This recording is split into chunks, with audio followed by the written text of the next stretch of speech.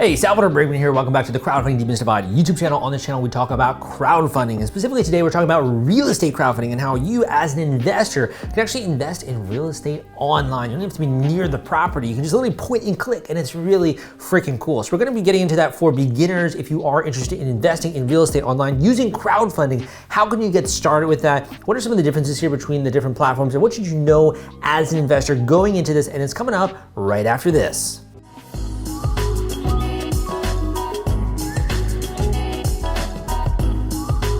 Okay, so again, my name is Salvador Brigman. I've written the book, Real Estate Crowdfunding Explained, and this was really in the beginning days when the real estate industry was just kind of starting to incorporate crowdfunding. And since then, it has exploded and it's continuing to gain traction literally every single year. So I wanted to make this video because I think it's important for beginners out there in the audience to get good quality information, as well as to have a primer as to how to actually participate in real estate crowdfunding. So let's start off here with one stat, which is the fact that $6 billion in crowdfunding investments have happened as of 2018 in the USA, and residential property making up 50% of all offerings. So this is a massive number. It's a really big number, right? 6 billion when it comes to that, starting since 2018, these stats that I'm citing right now, 50% of them are residential property offerings. The second thing is that Fundrise, which is one of the major platforms in this industry, recently reported and revealed that in 2021, they had welcomed more new investors to their platform than literally any other year in their 10-year-long history. So it was literally one of the biggest years for them. So real estate is growing. Investing in real estate online is a massive and growing trend, and more people are getting involved with this, and they're wondering, okay, so how is this different from other ways of investing in real estate? What do you mean, Sal, by point and click? What do you mean by these different types of platforms that are out there when it comes to real estate crowdfunding? Let's talk a little bit about that in today's video. So again, I started in the industry back in 2012, and I really watched the rise and the beginning of the real estate crowdfunding industry. That's why I wanted to write the book, Real Estate Crowdfunding Explained, which I wrote, and I documented all of this, right? So anything that we're talking about in this video, I pretty much have in that book. You should definitely check it out if you are a beginner or you are a newbie to this industry. So that being said, when it was first getting started, the original vision of real estate crowdfunding was the fact that you could invest in a property or in a building or in a bunch of units, and you could do this and it would basically be crowdfunding a building or crowdfunding a property in that way. And kind of as it went, it sort of progressed from just investing in individual properties using crowdfunding to then having these different pools, or having these different, if you want to call it like funds,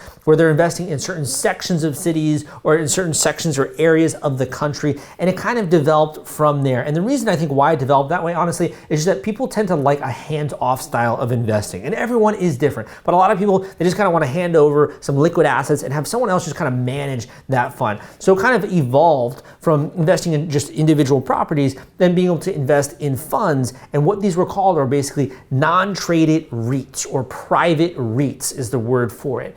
And they were using Regulation A+, these platforms, to be able to raise a boatload of money to be able to then put this into these different funds. So they're using Regulation A+, like I said, providing these financial products, which are non-traded REITs or privately traded REITs or whatever you want to call it. And it's really just the difference between a publicly traded REIT and a non-traded REIT is one where it's on the public exchange where you can exchange this, right, with other people. And one is that's private. It's a private deal, right? Because that's the main difference there. So this is gets a little bit confusing. So I'm going to kind of try to make this a little bit more simple, which is that there are basically a bunch of different platforms out there, and they all have their own little speciality. So in this video, we're going to be going through a couple of different decision criteria that you need to be aware of when it comes to this. But first, let's start with some of those major platforms. So if you're writing this down, you should definitely write down some platforms like Fundrise, Realty Mogul, CrowdStreet, Peer Street, Yield Street, Equity Multiple, and there are a lot more. But those are the main ones that we want to focus on. So Fundrise, Realty Mogul, CrowdStreet, Peer Street, Yield Street,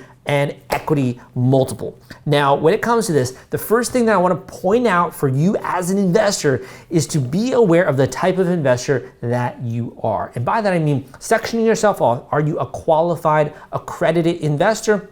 Or are you a non-accredited investor? If you've never heard those terms before, it's really just a way to kind of shield non-educated or not very sophisticated investors from taking on too much financial risk. So there's basically accredited investors and non-accredited investors. And if you are an accredited investor, you have access to certain deals that non-accredited investors don't have access to. You have access to certain platforms, certain types of funding. You have access to certain, like I said, properties, etc., that non-accredited investors are not going to be able to access. And it's really just based in the rules, right, when it comes to this system. So let's talk a little bit about what is an accredited investor and also what are the types of things they can participate in. And if you're not an accredited investor, what are some of the things you should be aware of and some of the platforms that you want to participate in. So I want to read this just to get this completely accurate, right? An accredited investor is an individual or a business entity that is allowed to trade securities that may not be registered with financial authorities. Now, when a platform doesn't have to register an offering with financial authorities, it really decreases the burden when it comes to regulations as well as the costs that go into actually doing that offering when it comes to legal costs, compliance,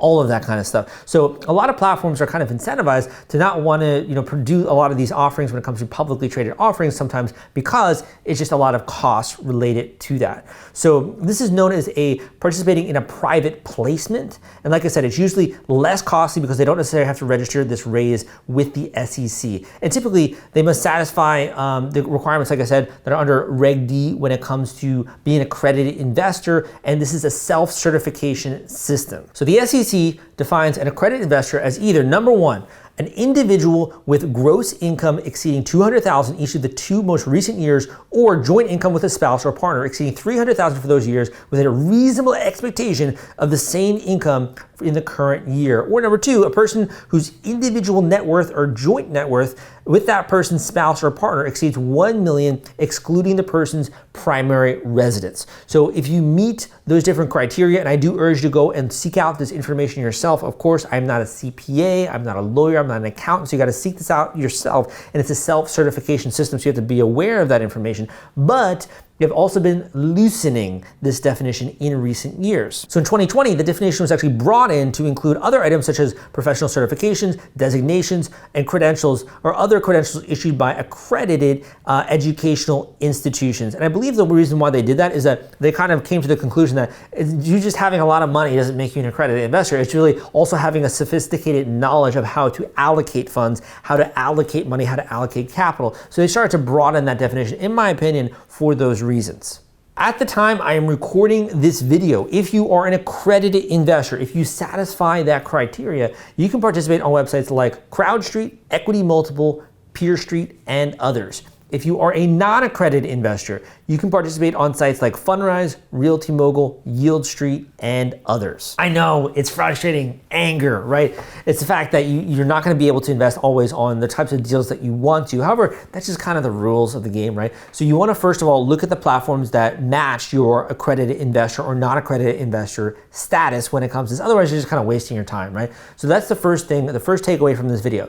The next is to be aware of the appetite that you have for risk and the types of deals that you want to enter into. So I'm going to make this very simple. I'm a really simple guy, right?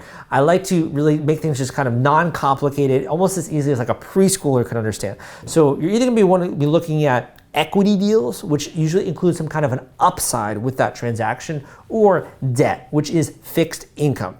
So again, you're looking at equity usually, or you're looking at debt. And a lot of the deals are going to fall into those two categories. There might be a couple that don't, or might be a hybrid, but usually it's equity or it's debt. So do you want to participate in upside? Do you want some risk, or do you want debt and you want fixed repayment of a particular financial instrument, right? And you want to have that, you then assess the riskiness of that payment actually coming through or not.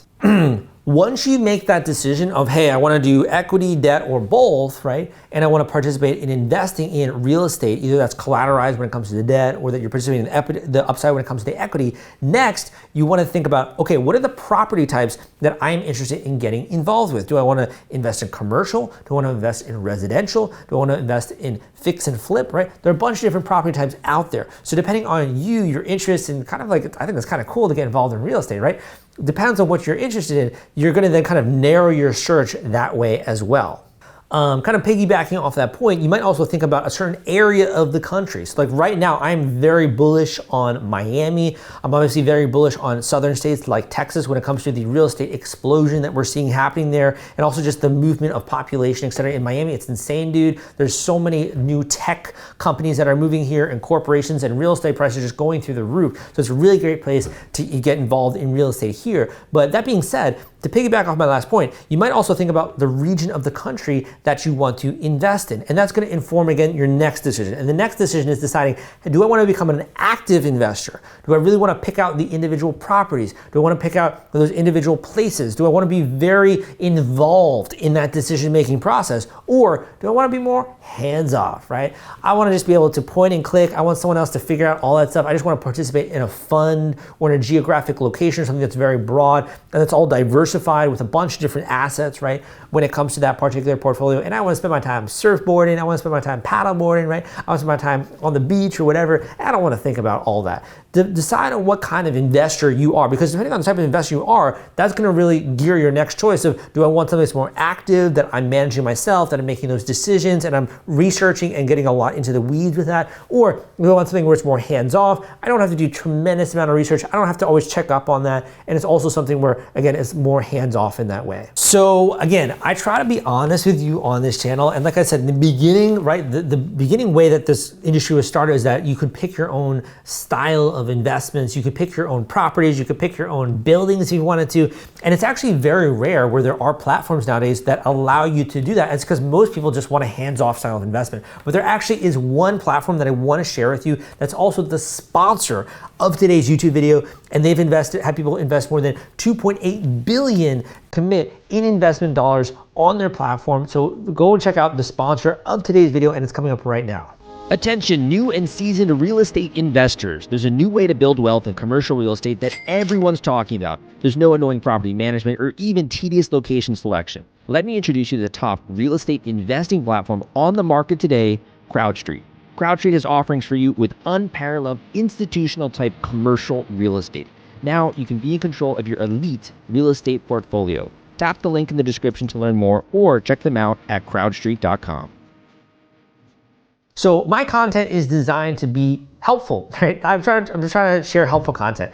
So I do have my book, like I said, Real Estate Crowdfunding Explained, really easy entry level, great, foundation when it comes to understanding how this industry works. You can go and check out a paperback version down below or an Audible version down below. I put a lot of blood, sweat, and tears into getting some really valuable information your way when it comes to that book and that guide, Real Estate Crowdfunding Explained. The second thing that I would love to share with you is the fact that I have some stats that I put together on real estate crowdfunding. This is just like a report you can check out. It's free. You don't even have to enter your email or anything like that. I'll include that link down below so you can see some of the stats behind this industry and why I think that this is, again, poised to have just rapid growth in the next couple of years. This is a great time to get involved as an investor if you're interested in real estate crowdfunding. This is, again, something that is growing, a growing trend, and it always is nice to be in that kind of a trend because, again, there's that saying that a rising tide lifts all boats, right? And real estate is growing phenomenally. So I hope that you enjoyed this video, man. My name is Salvador Brigman. Give me a thumbs up if you did like it. Come subscribe to the channel for more content and like this. Leave a comment down below if you did enjoy it, and I will see you next time.